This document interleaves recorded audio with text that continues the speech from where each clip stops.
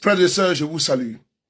Après le Mali, le Burkina et le Niger, ces trois pays qui ont claqué la porte de la CEDEAO, un quatrième pays est en train de vouloir quitter la communauté des États de l'Afrique de l'Ouest, en abrégé CEDEAO.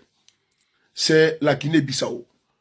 Nous apprenons comme ça que la Guinée-Bissau pourrait quitter la CEDEAO. Les militaires qui sont aujourd'hui au pouvoir ont cette intention parce que déjà, ils veulent quitter la CPLP qui concerne les pays lusophones. C'est les pays, c'est une organisation qui compose les pays lusophones, c'est-à-dire les pays qui parlent la langue portugaise.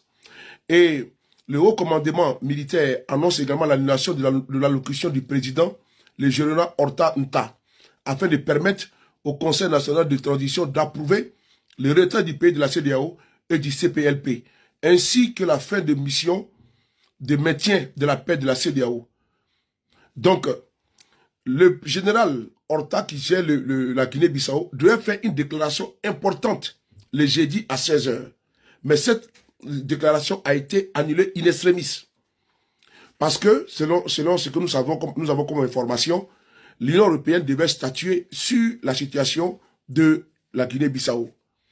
Est-ce cette réunion importante de l'Union européenne qui a poussé le général à reculer? On ne sait pas encore. Par contre, la Guinée-Bissau a suspendu sa participation déjà au sein de la CPLP. Je vais vous lire rapidement comment dirais-je cela. La Guinée-Bissau suspend sa participation aux activités de la CPLP.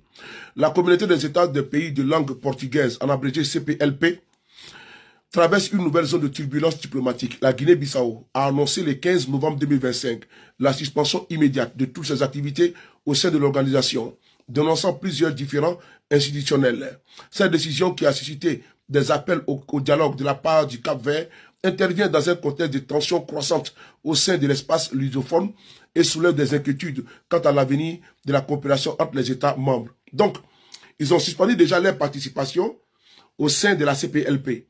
Mais selon ce que nous apprenons, que la Guinée-Bissau également veut se retirer purement et simplement de la CPLP. Mais ce n'est pas terminé. Hein.